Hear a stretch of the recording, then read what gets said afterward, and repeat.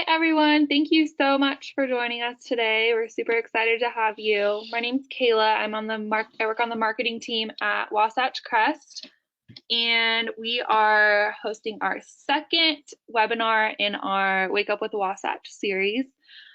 Today, we have Rich McDonald, our clinical director, and Adeline Cook, our director of recreational therapy, talking to us today about incorporating movement and nature into talk therapy. Wasatch Crest has a really robust recreational therapy program, so they are perfect to kind of give us insight into this topic. Before we start, you guys should see a control panel where you can access a few different handouts that we have put in there for you. So you can access the PowerPoint that Rich is using. You can actually download that and keep it after this presentation is over. And then we have a program overview of Wasatch Crest in there, as well as a admissions rack card. So feel free to download those and so you have them on hand. And then another thing is, if you want to ask us any questions, you can ask them in real time while Rich and Adeline are talking, and they will get to them at the end of their lecture. The way that you ask a question is by going into your control panel, and there's a little drop-down arrow with labeled questions.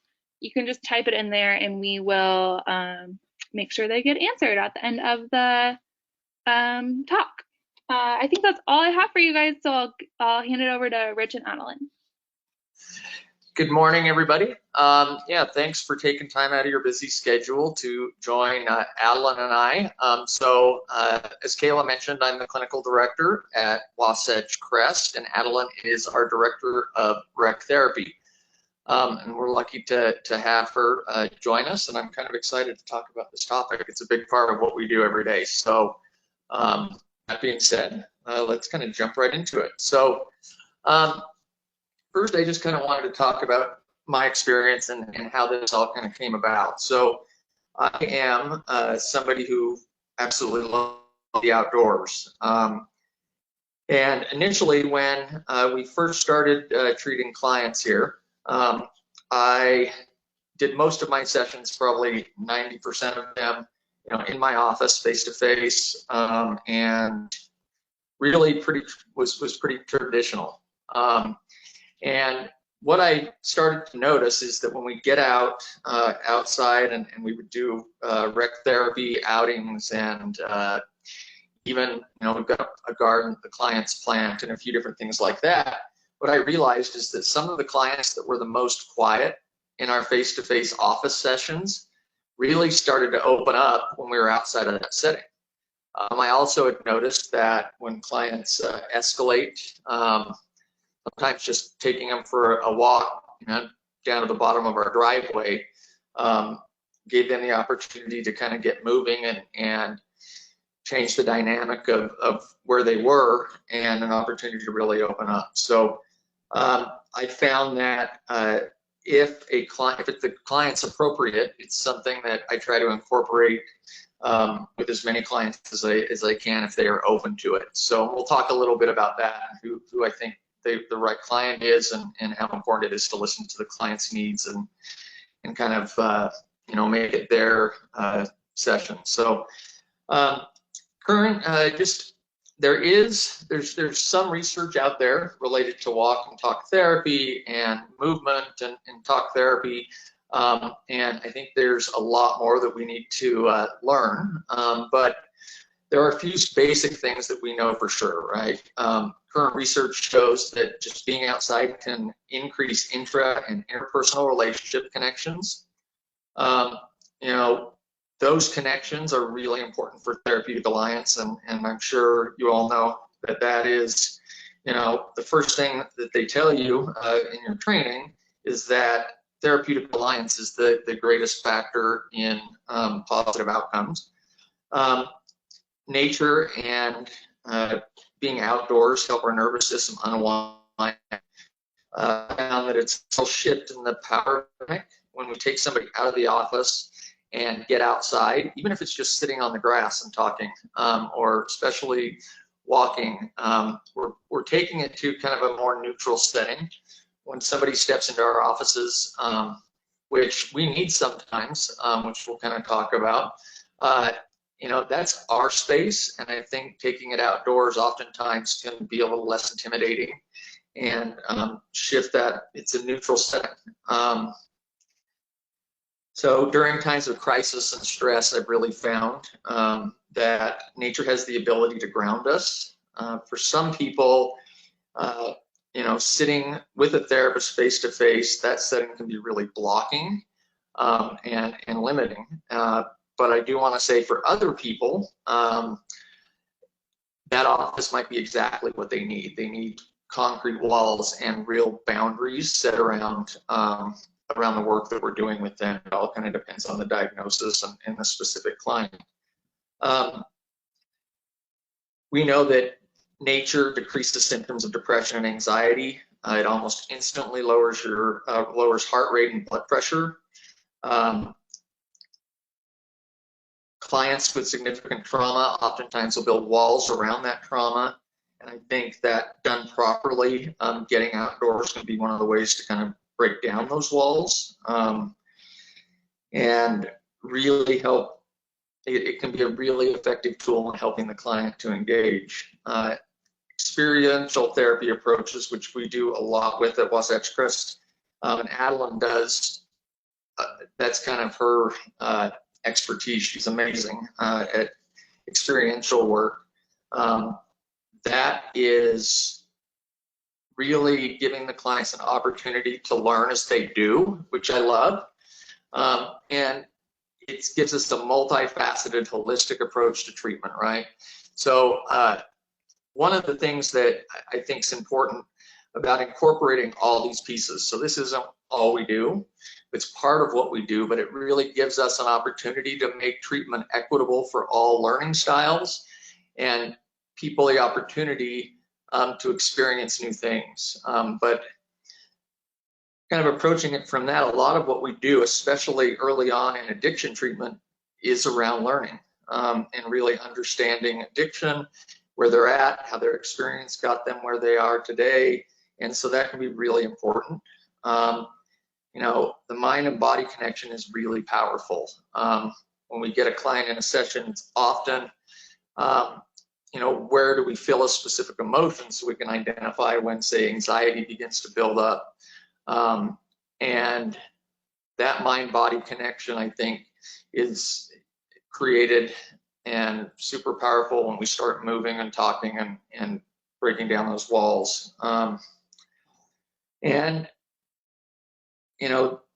One of the things that, and I'll share some more specifics, one of the things that I have really enjoyed is, watching people open up, watching people kind of gain a sense of accomplishment, and it can be a real magical experience. Do you have anything to add to this, Adeline? Yeah. So like you said, I really think that experiential therapy has so much value in the work that we do, because it truly provides this experience with the work that we're doing, and it allows our clients to dig a little bit deeper. And I found that, everything can be a metaphor. So when we go out into nature and we're hiking, we run into issues sometimes. Sometimes someone falls and gets hurt, or we encounter wildlife that's a little intimidating, and how we cope with difficult situations like that in the backcountry, so out in nature, it can help us to feel better equipped to cope with challenges in real life activities. It gives us a little more resilience. So if we experience a snake, for example, crossing the trail, we have a little bit of fear, and then we have to actively cope with that because we're outside, away from normal coping mechanisms. We can't use substances or any external factors to help us with that. So it allows us to really look at that with our clients. And I think that it's really helpful. That's awesome. Thanks, Adeline. So specifics, and I think this is a good opportunity. I'm going to have Adeline kind of chime in as well on this, but what I've you know, we're dealing with clients that have such a wide variety of abilities that there's different ways to kind of get at the same idea of taking therapy outdoors. I mentioned our garden, that's one of them. I, in particular, love doing our gender-specific process groups just outside on the grass. Sometimes I'll have them grab Adeline's yoga mats and go sit on the grass. There's something about just being outside that allows clients to open up. And we've also incorporated other kind of non-traditional, I guess, activities. One of the things that we're going to talk about is that spiritual connection and how outdoors can really aid us in helping clients connect with that. At Wasatch, we've got a sweat lodge, so we've got a Lakota elder named Tom Tanner. And he comes in for a series of groups. So he does 4 groups total for each kind of round. The first 3 groups that lead up to a 4th group, which is the sweat lodge, he focuses on kind of his upbringing, Lakota spiritual traditions, and really helps the clients understand what they're doing when they're participating in the sweat lodge, keeping clients safe. And it's really helpful. We found that by the time they get to the sweat lodge, they're really prepared. And one of the things that we know for sure is we do our client satisfaction surveys during and when they leave treatment. The thing they always go back to is, I mean, the sweat lodge is always on the list, and then Adeline's experiential and rec therapy program. It's become a really big part of what we're doing here, and you know, we've adapted it over the past few years to make sure that everybody can participate. I've asked Adeline to kind of let you know what she does on her side. We're super lucky to have her as our director of rec therapy, and you know, there's a lot more, I guess, that she does that I didn't, you know, wish I would have had in my own experiences. But do you want to talk a little bit about the rec therapy program and all the things that you kind of do with our clients? Yeah, absolutely. So first, I think it's important to understand what recreational therapy is. So what I do is I utilize a systematic process with recreation, experiential-based interventions, and psychoeducational processes to improve the physical, cognitive, social, behavioral, emotional, and spiritual well-being to help with full participation in life. So it's a very broad field, and that's why I love it so much. It's very holistic. It looks at, you know, every part of functioning in life. So to achieve that full participation in life, I utilize groups like yoga and meditation, experiential group therapy, expressive therapy, so like art and music, and then experiential and adventure-based outings.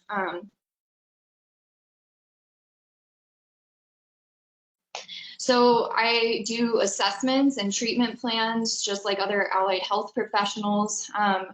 What I mostly work with the clients on are setting goals to identify new coping skills, maybe identify new leisure interests that they can do in their recovery, working on behavioral activation, so finding motivation to get back into things they used to do, redevelop their passion for healthy activities.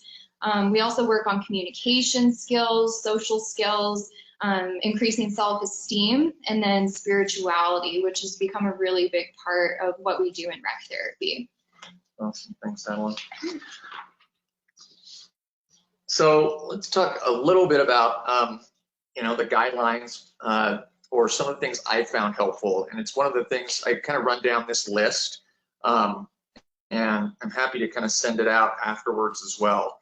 But there was a few pointers that I've kind of picked up along the way, talking to other professionals, reading, and even listening to a few different podcasts. So the guidelines I use to help have clients have a positive experience, first of all, keep it confidential. So I think one of the things that we're blessed with up here in Heber is that we don't run into a lot of other people.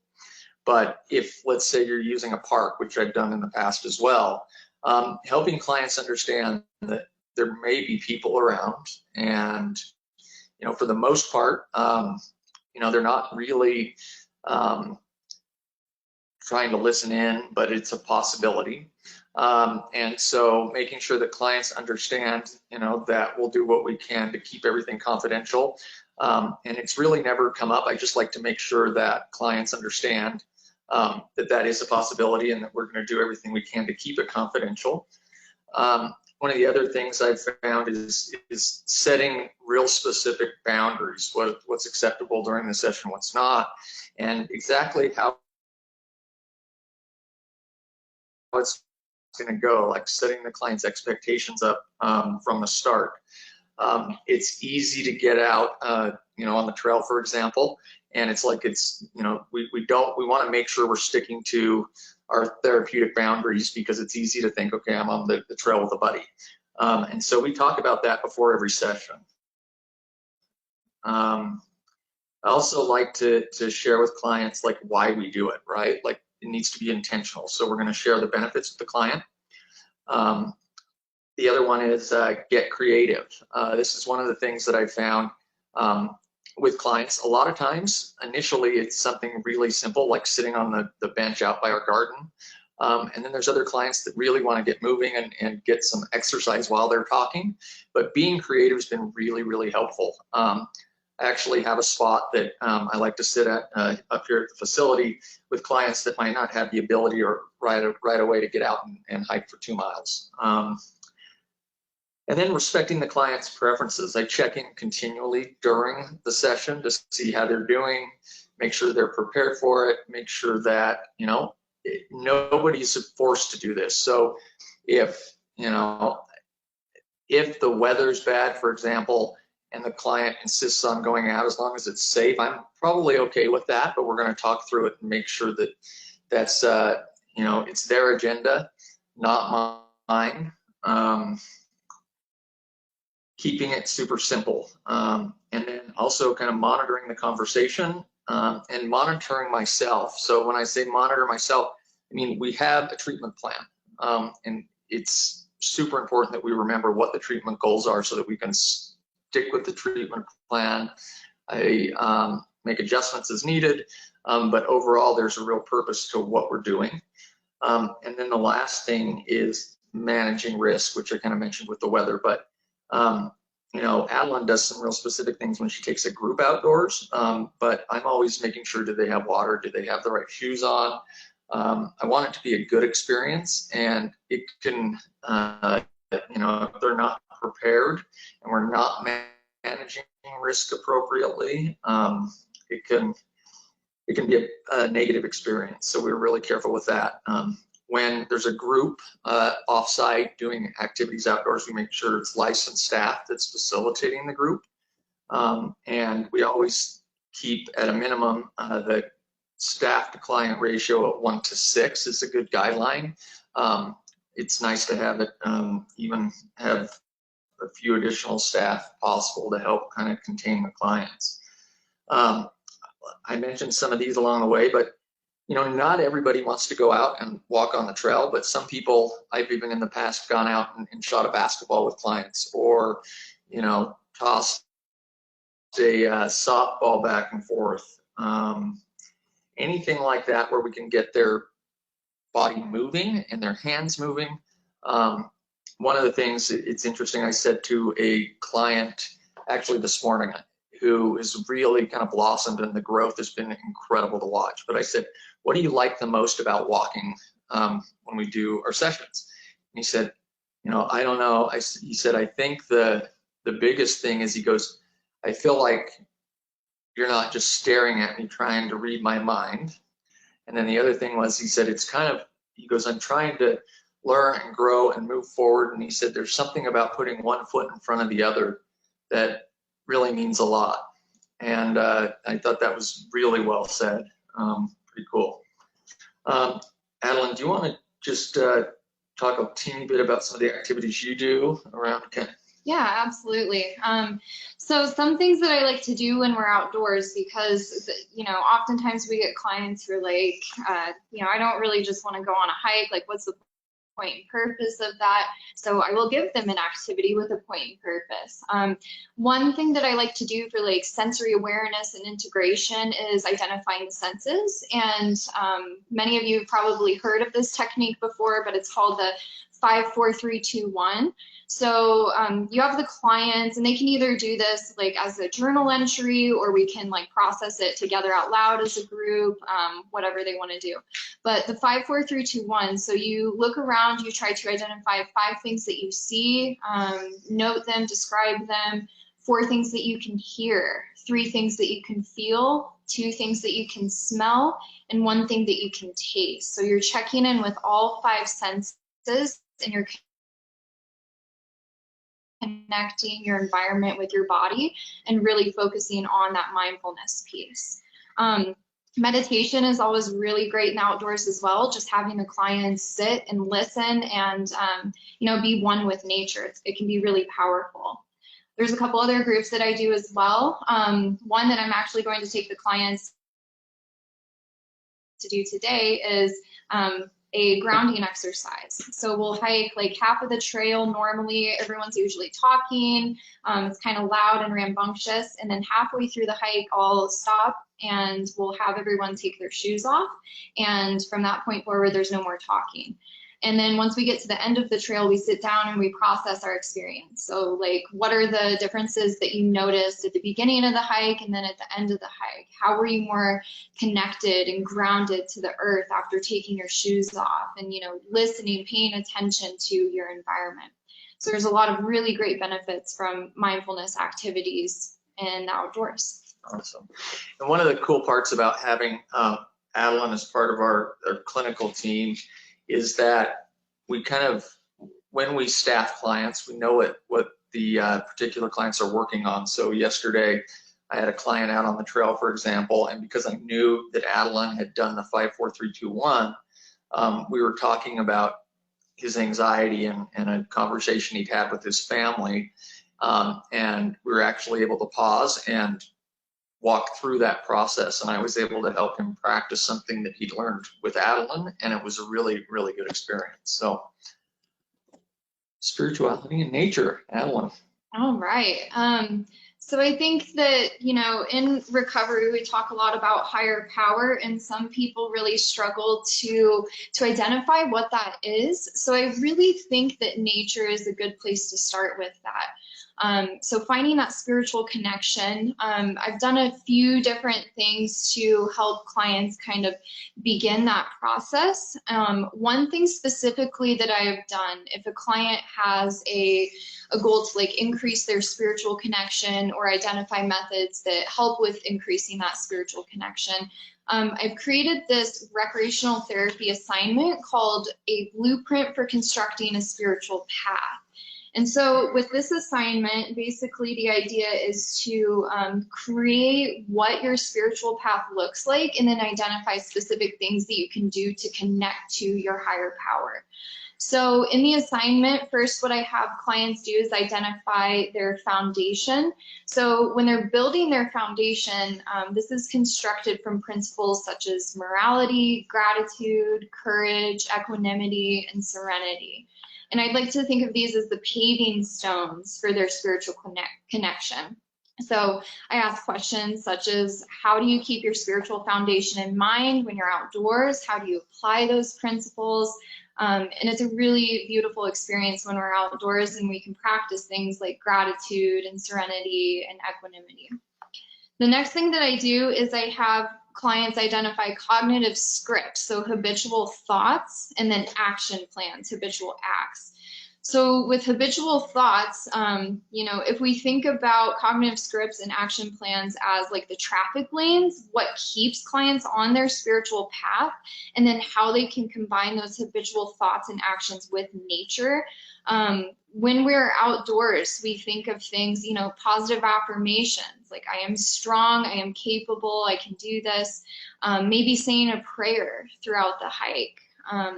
And then a meta statement, just some type of statement that encompasses, you know, all of humanity.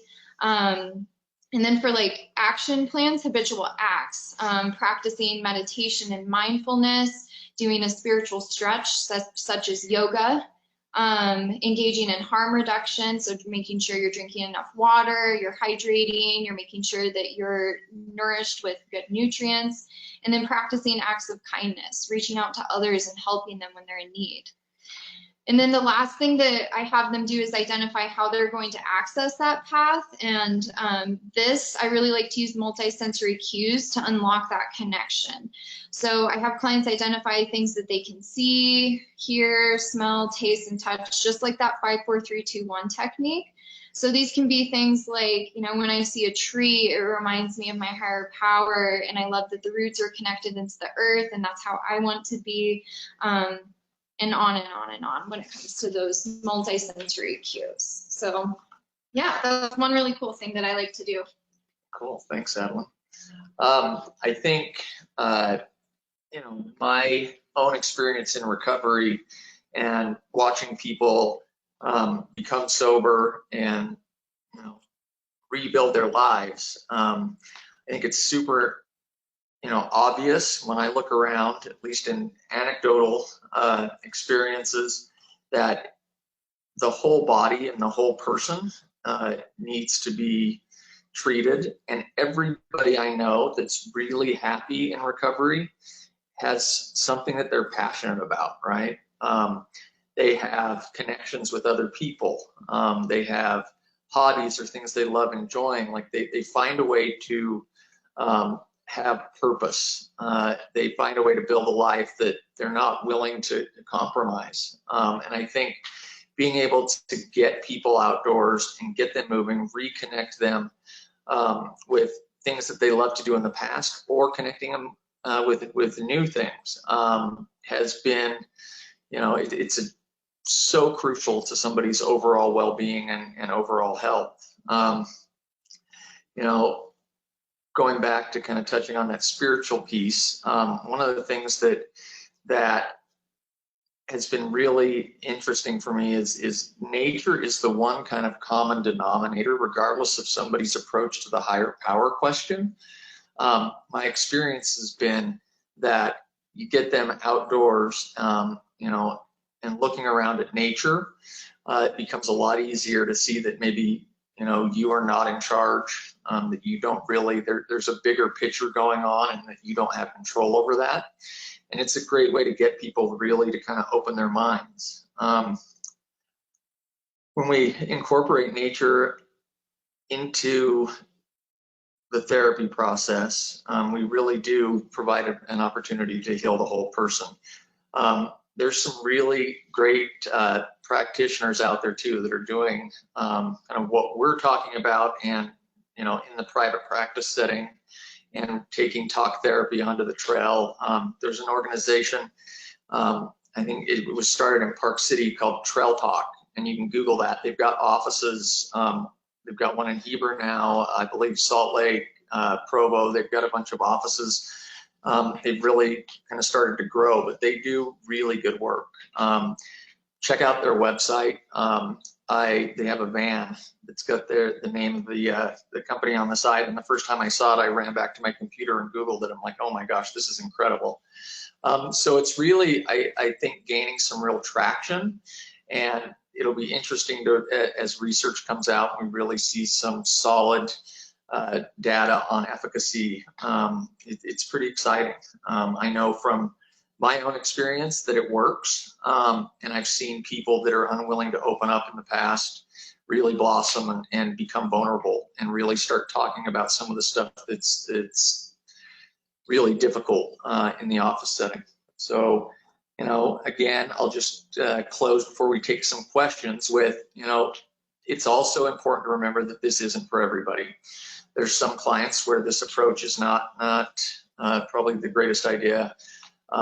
If you've got somebody with a personality disorder, for example, those boundaries that we have when we're in an office are super important. So be thoughtful about it. Make sure that we're doing it with the clients that it's appropriate for. There's a book that's self-published that I really like. It's Walk and Talk Therapy, a Therapist Guide. And you can download it for Kindle on Amazon. It's got some really good information in it as well. And yeah, we're excited to keep moving forward with this practice and keep hopefully helping people change their lives. So super lucky to be part of it. What questions do you have for myself or Adeline, or anything we can answer for you? Hi guys, it's Kayla again. Just as a reminder, you can type in your questions into the control panel. We do have a question for you guys, Rich and Adeline. So Wasatch Crest offers other types of recreational therapy, I know. So could you guys kind of go into those different types of therapy? Like, I know Adeline does like a rock climbing outing, and kind of what are the benefits of that, and how does it translate from hiking? Yeah, so we have a wide variety of different outing activities that we do. And each outing, it has a point and purpose, like everything else I do. But there's always like some type of theme that I like to hit. So for example, with rock climbing, the main focus for that one is like resilience and self-esteem. So kind of like pushing yourself outside of your comfort zone, challenging yourself to grow, and doing something that might be a little bit scary. And there's a lot of really cool research on rock climbing and how it does help with self-esteem. There's other times when we go like river rafting, for example, and we kind of talk about like just surrendering to the flow of the river instead of trying to fight it. I'll see some clients come out afterwards and they have like all these scrapes on their arms from trying to paddle super fast and fight the current. So we use that as a processing point and talk about that.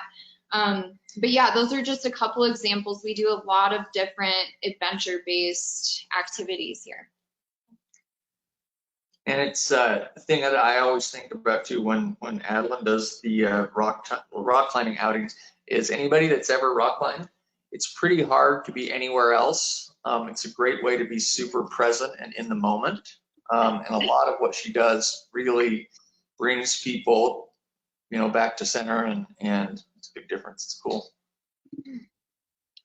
Okay, great. Another question for you guys is, could you maybe provide an example of a client that maybe initially resisted either hiking or recreational therapy, and what you guys did to kind of bring them around to the benefits of it? Sure, go on. So I think, there's one example that I always think back to is we got a client that came from, actually he spent his whole life in Manhattan. So when he first got here, this was literally his first experience with the mountains, and he was not, super excited about having to go out for a hike or do, some of these outdoor things. In fact, I think his first comment when I did his assessment was, "I don't really like the mountains, so I don't know why my family sent me here." As I got to know this young man, he struggled. He was really tough, but gradually we got him to start participating in the rec therapy program, and we would sit in the office, and he would tell me lots of stories about his life, but never really get, dig in and get really vulnerable. And something happened where he thought he needed to buy a plane ticket and go back home to take care of his mom. She had some medical problems. And I sat there with him for a few minutes, and I said, "Just do me a favor. Let's just go sit. Give me an hour, and then if you want to get that plane ticket and go home, if that's the right move and you think that's the way to go, I'll help you do it." And so I got him in the car. We drove probably 10 minutes over to a trail, and I said, "Let's just walk up here." I honestly don't think he was pretty shaken up by what was going on at home. But I also knew that there was other caregivers there, and that might not necessarily be probably what his family wanted, or I didn't think it was, he needed to decide if that was the right move or not. And we sat there up on the side of the hill for probably 15-20 minutes, and I look over, and for the first time, I saw tears in his eyes, and he got really vulnerable. I didn't ask him, okay, are you going home? What are we going to do? We just sat in nature for a few minutes, and we got back and he said, okay, I need to stay in treatment. He's doing a PhD program at the University of Utah right now. He actually moved his mother out to Utah. And I genuinely believe that connection with nature it wasn't me. It gave him an opportunity to gain some perspective on the bigger world. And he mentioned that, he just realized, we've talked about it since, that he wasn't really in control. And that perspective shift was super, super important. But, it doesn't have to be a hike. I do like genuinely sometimes just walking down to the bottom of our driveway and just sitting on the grass is all it takes to kind of get somebody to engage and start talking. And one thing I've noticed too is that, I mean, everyone to an extent likes to feel some sense of control. So I like to give clients the freedom of choice. So I'll say, here are 2 options for the outing today. Like, what would you guys like to do? So it kind of puts the power into their hands, and they feel like they're the ones making the decisions about their treatment process with rec therapy specifically. And then another thing that I like to do is I like to clearly communicate, like, hey, this is the length of the hike. We're going to gain about this many feet in elevation. It's moderate, but at the same time, we're going to maybe split the group up. So those of you who want to do a short, easy hike, you can go with my other staff member. Those of you who want more of a moderate hike, you can come with me. So sometimes it takes providing that option B as well for the clients on the outings. And then also making sure to communicate with the client if they're expressing a little bit of resistance to the outdoors, making sure that they know that we are here to support them in whatever they need, and that our job is to help lift those barriers to participation and leisure. So if they have, a hurt foot, or if they have asthma, stuff like that, we'll be like, hey, we're going to make sure we have your inhaler, we've got sunblock, extra water, we're going to take it slow, we're going to bring trekking poles for you, just making sure that we provide those adaptations and making sure the clients have everything they need to feel safe. Awesome. Thanks, Alan. Wow, guys, that's great. I love your story, Rich, about the client who's getting his PhD now. That's awesome. Our last question is, I know you put together an aftercare plan for clients that involves rec therapy. What does that look like, and how do you build that out? Yeah, so a really important component of aftercare planning is social support, making sure that you are still connected to your community. So one thing specifically that I like to do with our rec therapy program is plan some pretty big trips, at least 1 trip each month for our alumni clients, and sometimes our recovery residents men can attend as well. So for example, last summer, we went on a fly fishing trip and camped. We went on a backpacking trip in the Zion Wilderness, which was so much fun. And then this summer, we're planning a couple of really cool activities, maybe some kayaking, some rock climbing in southern Utah. So that's one thing for sure. But otherwise, other from the alumni program and the social support, as a rec therapist, I cannot stress enough how important it is to make sure that clients are engaging in healthy recreational and leisure activities. Downtime can be dangerous, and in sobriety we have a little more time for fun activities and things like self-care. So I think kind of mapping that out and making sure the clients have a solid plan, creating a leisure calendar, so writing the week out, writing down fun things that they're going to do. And then one thing that I really try to emphasize with the clients is you're so much more likely to follow through with something, plans to go and do something, if you tell someone about it, So connect with your sponsor, your family members, your friends, let them know that you are going hiking or you're going climbing or whatever you're doing on the weekend, because you're way more likely to actually do it. And there's so many benefits. to engaging in healthy activities like that in recovery. It's awesome. I think that made me think of the one thing that I didn't mention. I had asked another client yesterday what he liked about going out, and his response to me was that he felt like he was accomplishing something. And I thought that's a pretty important point as well, right? Like, we're helping them set goals while they're here, but that's a tangible goal that they can set. Like, I've got one path that I go on quite often that's exactly 2 miles. And they'll go, well, how far are we going? I said, it's up to you. When they hit that goal, when I say usually we'll go up to the top here and we can go a mile each way, like having something tangible for somebody, especially early in treatment and early in recovery following treatment, can be super important. It's a lot of times we've been talking about what we're going to do for so long that those little wins are a really important perspective shift.